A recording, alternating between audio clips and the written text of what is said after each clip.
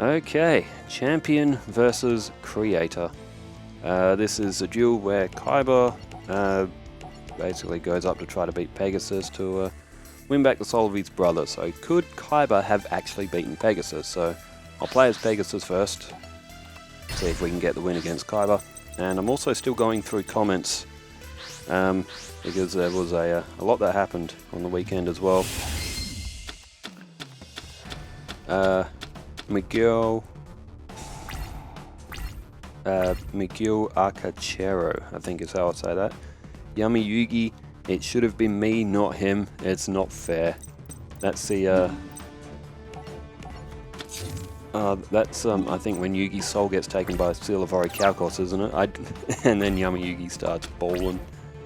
And Kodos Kopos says that moment of silence from when you and none other than Taya pulled yet another mirror force was deafening with a laugh emoji. I really should have captured my face on that because my face probably just looked like bro. But yes, I know the cannot attack the turn it is summoned if Toon World is on the field, it's destroyed. Do I not need Toon World to summon Toon Gemini off? No, not some of these later ones. Bro, why does he have Snatch still? It's okay, I'm stealing Lejin. Yoink. It is now mine. And I'll play Toon Gemini off. Ooh, if this card inflicts battle damage to your opponent, discard one card from your opponent's hand. Ouch. Alright, Kaiba. Cannot attack the turn it's summoned. Negate attack. Fine. If I was Kaiba, I would have left that on the field for a turn. Okay, as Kaiba has his turn.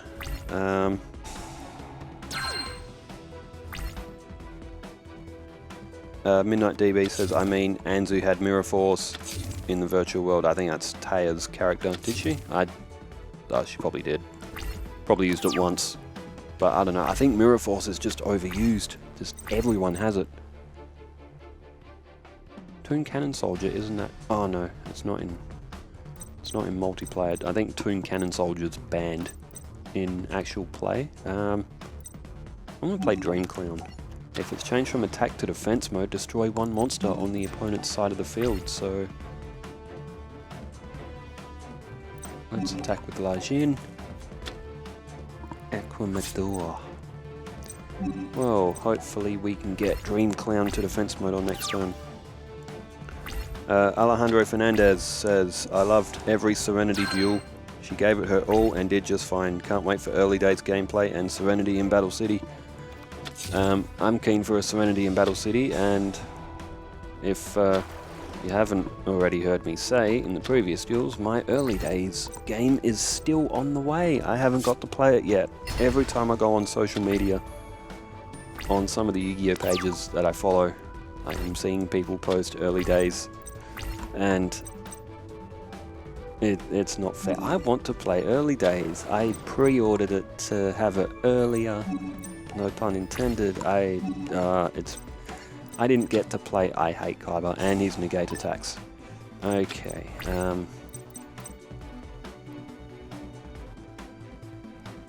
Bear. Okay. So yes, I am still waiting for early days. It's hopefully coming tomorrow or Wednesday, so it shouldn't be too much longer. And Alejandro Fernandez says, I've been playing early days since it came out. It's so much fun, but I keep going back and forth to different games. So far, Monster Capsule, Dungeon Dice, DDS, and the Sacred Cards are my favourites. I can't relate yet. Ooh, Toon World. Yeet. I'll just play Toon Cannon Soldier as well anyway. Okay. First of all, I can attack directly now, but I don't want to. I want to get rid of Aquamador. Oh, Shadow Spell. You know what? That's fine. Gemini off. Attack directly. Okay, Kaiba must have finally run out of trap cards. He's got nothing in his hand. Hang on, so does that mean... Can't... Okay. Alright. Kaiba's turn. Let's read comments. Alejandro Fernandez, this is for Tanya going up against Mako and Arcana because we did a double. That last duel actually had me stopping playing Early Days Act to watch it, to actually watch it, not just have it on in the background. Amazing. Jeez. Well, I will admit, that last match between Tanya and Arcana, that was one hell of a match. That was like edge of the seat kind of stuff, because both players really took it down to the wire. And I've just drawn Blue Eyes Toon Dragon, and one of them's got Shadow Spell on, so I'm going to get rid of and Lajin, so Kaiba can stop gaining life points. And so Blue Eyes Toon Dragon will have to wait a turn, but we do still have our Toon Gemini Elf, and I can just attack directly. He's got nothing in his hand to really, or on the field, to bother me, so I'll get rid of the card count in Kaiba's hand. Oof, Monster Reborn. Good decision in the end. Crimson Maelstrom says, have you done Beasts or Beast Warriors only? That's for the Yu-Gi-Oh! Duelist of the Roses one that I've done.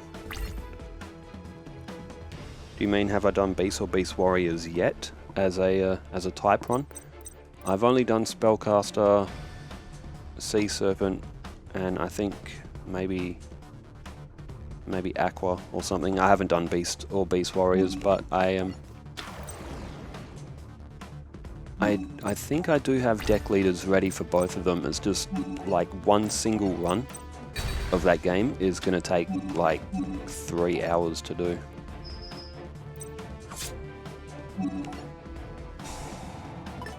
And even on that one, even just doing Yugi's Arc alone took ages.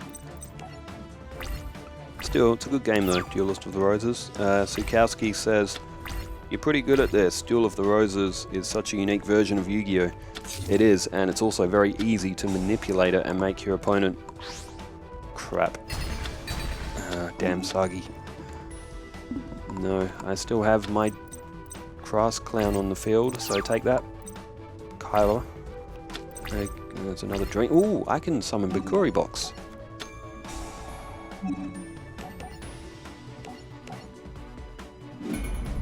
Very, very uncommon. I don't think I'd even seen Bikuri Box during the Duelist Kingdom season that we had, or even any of Pegasus's matches. Bikuri Box was a rep. Did he? I think Pegasus played Bikuri Box against Kaiba in their duel as well, because he pulls the scythe out of his mouth.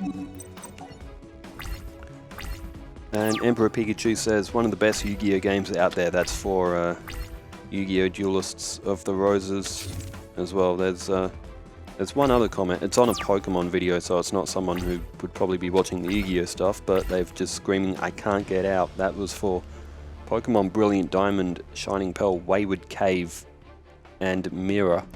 For those that didn't play the remakes of Diamond and Pearl, I never played the original, so I don't have the comparison to make, but a lot of people didn't like them. They weren't very fond of them.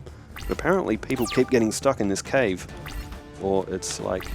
But then again, I'm pretty sure maybe in that video, because that's one of my very early videos I did in the channel. Like, Brilliant Diamond and Shining Pearl was like some of the first videos I ever did. So maybe I didn't film myself getting out of that cave and I'm unintentionally getting people stuck in there or something. But dude, it's not that difficult to find your way out of caves in Pokemon games. Then again, I got lost a few times in Seafoam Islands in Gen 1, so maybe it is. Sukowski1978 says, so what about that Elimination Chamber? I'm pretty sure there's no spoilers now. If you're a wrestling fan and you haven't heard of what happened at Elimination Chamber, you would have had to have had your head buried in the ground with earplugs in and have just put your head up and not seen anything on a screen. So I think spoilers are at an end now. I think we all can agree what happened at Elimination Chamber. If you don't want spoilers, I think it's been enough time that you have known that I'm about to talk about Elimination Chamber, so if you don't want to know what happens at Elimination Chamber, go and watch it, because Okay, we just got the win with Pegasus. You lose, Kaiba boy, and you've lost much more than this duel. I take your soul. Well, that's a good segue. Speaking of souls. So John Cena wins, then goes Hill. I lived one town over from where he went to college, and I saw him long before he was a professional wrestler. Wow, how about that? He was honestly just a regular guy with 20-inch arms and a neck bigger than average guys. I hope he ends his career with another world championship. I think he will. Honestly though, just excited to see where he goes post WWE. He's a great action hero and he cracks me up. Can't wait to hear your take on Elimination Chamber matches and see if you can guess the implications it's going to bring to WrestleMania. And okay, there are 2 more comments, and they're both from Emperor Pikachu. Was a great match. Was a great matchup. Serenity did her best in her series. Joey would be proud. She did do well, and she gave us some good entertainment. And Emperor Pikachu also said, I don't think anyone can beat Tanya. I love Pokemon as well, so I would like to see the solo runs and stream, and I stream and record the randomizers, which makes it fun, but I've never done a solo run. Would be fun to watch. I have playlists on the channel. I think they're just called Pokemon Gen 1 solo runs or something like that. I've done normal monster from your deck to hand. I am going to add Blue Eyes White Dragon. I have nothing else to play. Okay, can Kaiba boy beat Pegasus and save his soul? And I've done a few solo runs on Gen 2, but sure, appreciate you, Emperor Pikachu. If you want to check them out, they are all in playlists. The Gen 1s, I think a couple of the very early ones, the quality of them might not be fantastic, but it's been quite a process, as Pegasus has gone for a double. He's got the Blue Eyes Toon. Alright, well, I'm going to have to use Shadow Spell, as even though it can't attack me this turn, it's still 3,000 attack points. Okay, so my take on Elimination Chamber. Oh my god, look at this hand. It started at 8 o'clock in the morning, so for the first 2 matches I was still kind of half asleep, because where I am in the world, PLEs start at like 8 in the morning, 7 in the morning sometimes, depending if daylight savings is on. But so it started off with Elimination Chamber, the women's one. All of them entered, and then Jade Cargill's music hit, and I was like, oh, here we go. So I had already guessed that Naomi was the attacker. It was kind of obvious. But the question now is, what is Bianca Belair's reaction? Because she lost her mind when, oh my dude, what in the hell? Give me something other than, or at least give me ancient rules or something so I can summon something. I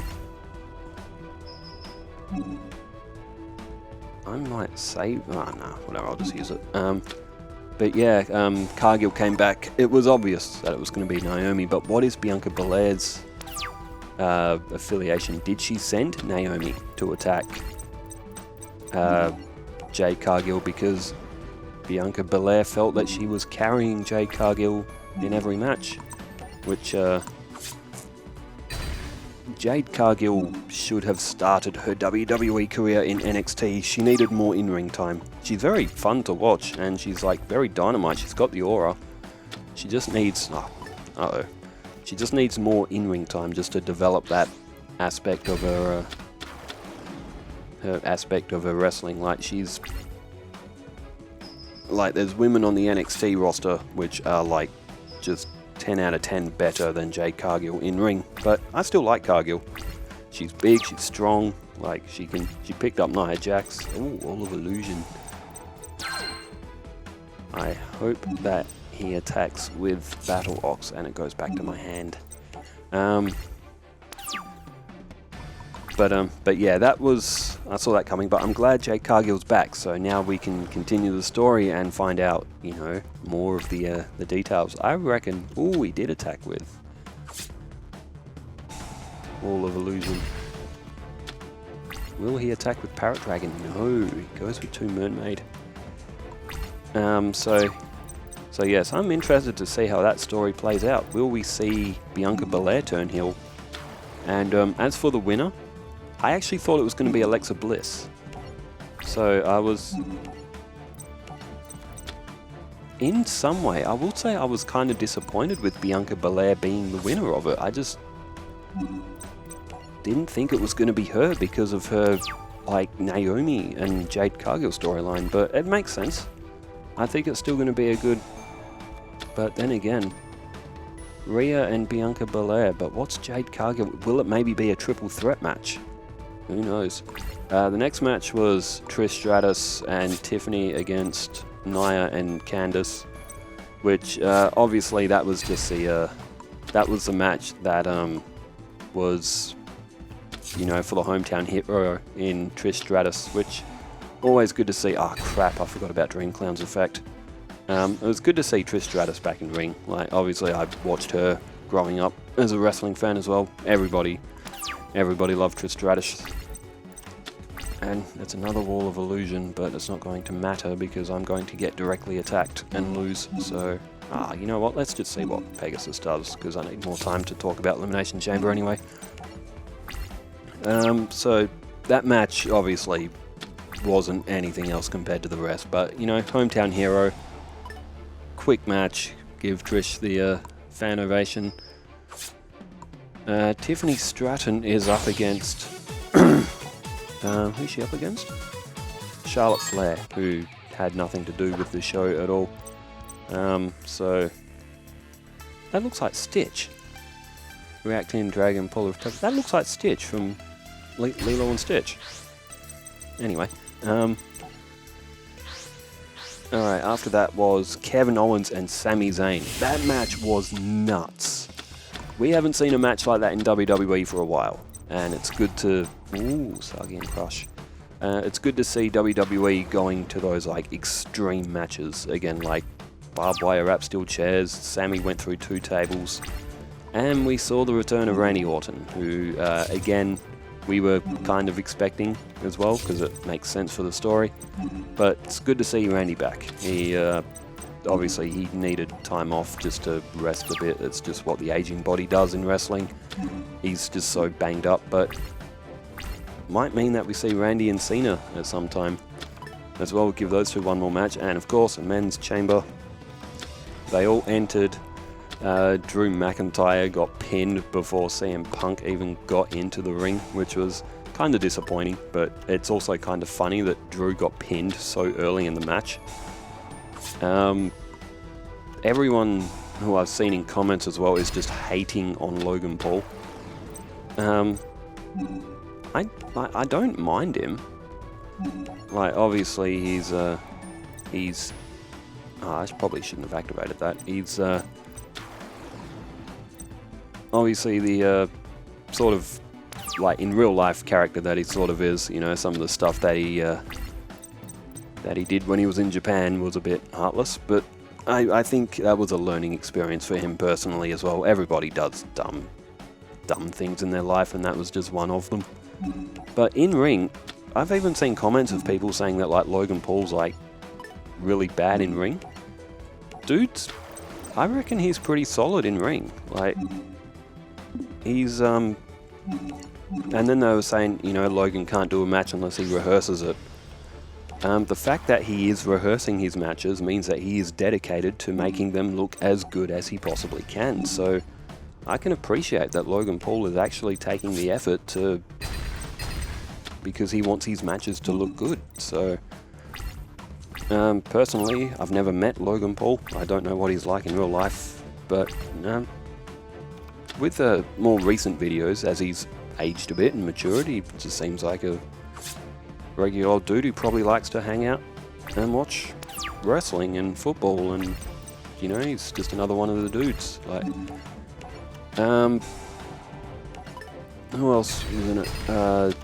Seth Rollins, CM Punk, and Damian Priest. So Damian Priest was just kind of the thrown away guy in some way, to say, in that chamber, but he Took a frog splash by Logan Paul, which was, I thought Logan Paul was going to do a shooting star press, but he did a frog splash instead. Which, oh my word. Okay, maybe the AI doesn't always get favored. That is a rotter of a hand for Pegasus. Wow. Ah well, works both ways, I guess. Deserved. But the ending of the Elimination Chamber with Seth, CM Punk, and eventual winner, John Cena. That was mad. That was such a good ending. It was... The three of those were in the match longer than what the other three were like in the match for, if what I said just made sense. Like the amount of time the ending of that match took was more than like when Priest, Logan and Drew were actually in the match for. But it was an insane finish, especially with like all the reverses, the near falls, and then CM Punk getting his head stomped by Seth like right at the end. It all just was shocking because like Cena and Punk sort of had the embrace, and then Seth stomps CM Punk's head, and then Cena takes advantage instead of being like, no Seth, that was naughty, you stomped on CM Punk's head, I'm not going to pin him because it wouldn't be fair. Cena was like, yeet, and if you turn up the volume enough you can actually hear as CM Punk's got, okay this one's over already, as CM Punk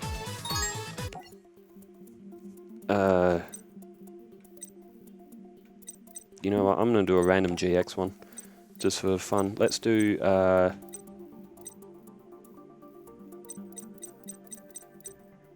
actually, you know what, let's do a random 5Ds one. Let's do the first 5Ds one and see. So that's Yusei, Fudo, and I think that character is Jack Atlas, I think his name is. We'll do a random one because I'm not done with the Elimination Chamber talk yet. So when CM Punk had his head stomped, I was like, oh, that's going to set up CM Punk and Seth Rollins to sort of have a big feud at Mania. Cena yells out, I'm sorry, as he's giving the STF to CM Punk, and CM Punk like passes out. If you turn the volume up, you can actually hear like Cena just yell out, I'm sorry, as he's destroying CM Punk. This card, I have no idea how this deck works. This card can be treated as a level 2 monster if used for a synchro summon. This card is sent to the graveyard for a synchro summon, draw one card. Okay, so I've got...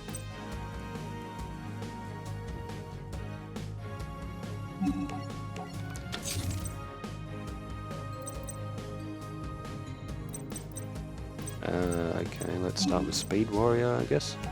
I actually don't know how these decks work, synchro and all this, so I would have done this whole arc with the Amazon S deck, and they creamed it, which says a lot.